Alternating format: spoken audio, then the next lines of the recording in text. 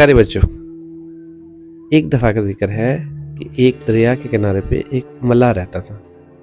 मल्लाह कश्ती चलाने वाले को कहते हैं। मल्लाह का नाम चंदू था, जिसके पास लकड़ी की एक बड़ी सी लेकिन पुरानी कश्ती थी। ये कश्ती चंदू का रोज़गार भी था और घर भी, क्योंकि चंदू मल्लाह के पास रहने का कोई और ठिकाना नहीं था, इसीलिए वो इसी कश्ती में रहता था।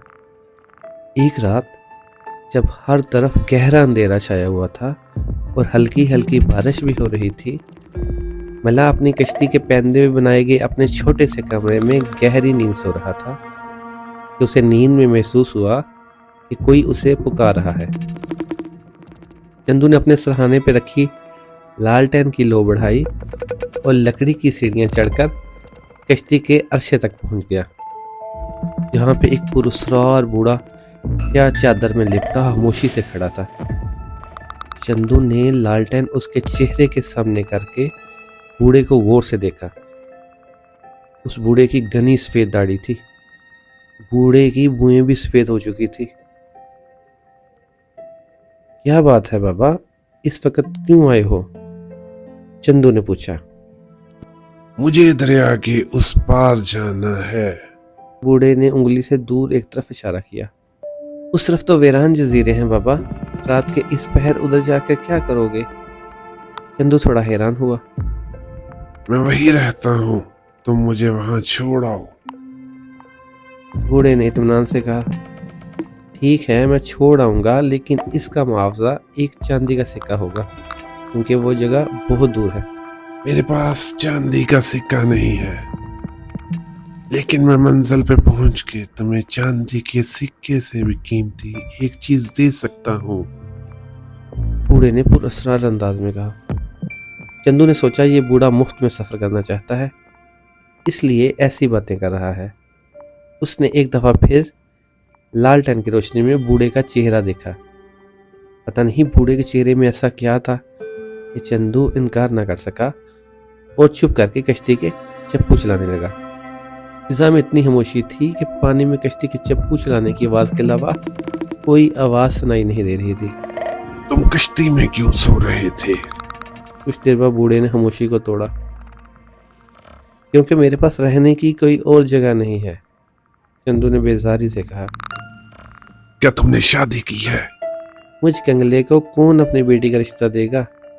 अगर शादी हो भी जाए तो मैं अपने बीवी बच्चों को कहाँ रखूंगा? इस कश्ती पर? चंदू ने मुंह में सोरा। उसकी ये बात सुनकर बूढ़ा शख्स खामोश हो गया।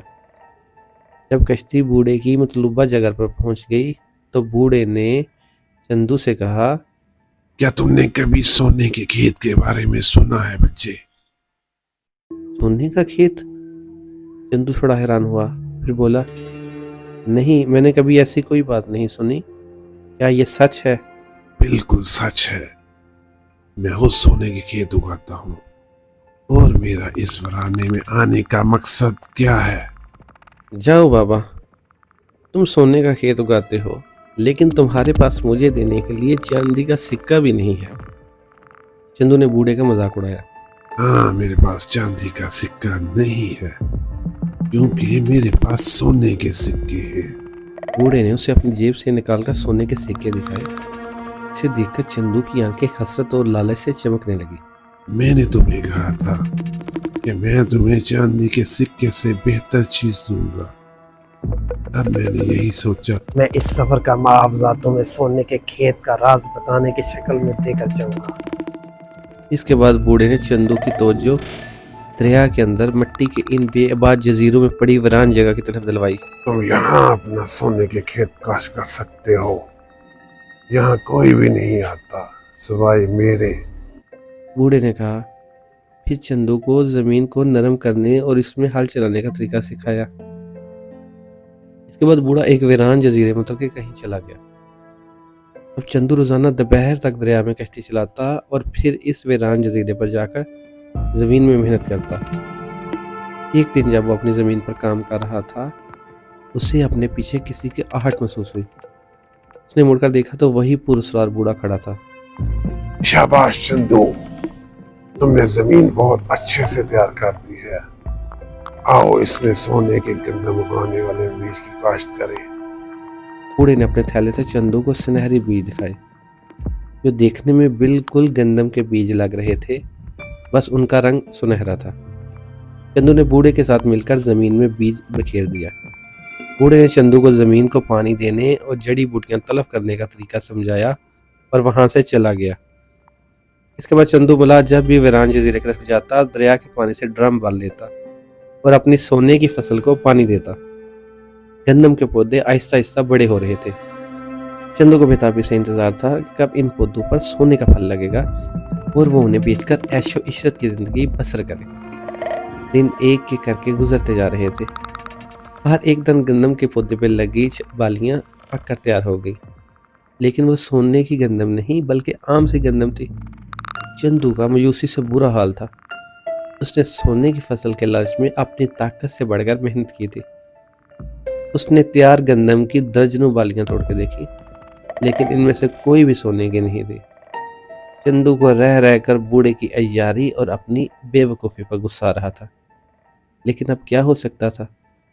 चंदू अपनी किस्मत को कोसता हुआ वापस दरिया के किनारे की तरफ चला गया।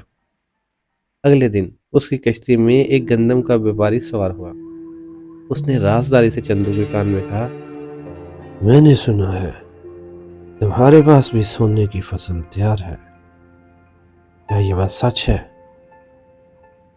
चंदू ने चौंक उसे देखा, फिर झिझक कर बोला, फसल तो तैयार है, लेकिन शायद मुझसे कोई गलती हुई है, इसलिए पौधों पे सोना नहीं लगा। ऐसा कैसे हो सकता है? चलो मुझे अपनी फसल दिखाओ। फिर चंदू उसे उस जजीरे पर ले गया जहाँ गंदम की सुनहरी फसल तैयार थी। सोना उग तो गया है, तुम और किस सोने की बात कर रहे थे? गंदम के व्यापारी ने कुछ बालियों का दाना खाकर चेक किया और चंदू से कहा, देखो लड़के, मैं ये गंदम की सारी फसल 100 सोने के सिक्के के बदले में खरीदने को तैयार हूँ। क्या तुम आमादा हो? चंदू को और क्या चाहिए था। उसे तो बैठे बिठाए 100 सोने के सिक्के मिल गए थे। इतने पैसे तो वो 10 साल में नहीं कमा सकता था। अब उसे समझ आई कि वो बूढ़ा कौन से सोने की बात कर रहा था। व्यापारी ने चंदू को फसल की अदायगी की, जिससे चंदू ने अपने लिए अच्छा सा घर लिया और फिर शादी कर ली। प्यारे बच्चों, आपने देखा कि किस तरह एक बूढ़े ने सुस्त चंदू को, जो अपने हाल पर कनात कर चुका था, तरगीब देकर मेहनत पे उकसाया और उसकी माली हालत बदल गई। हकीकत यही है कि अनथक मेहनत और मुसलसल कोशिश से ही कामयाबी का हासिल मुमकिन है।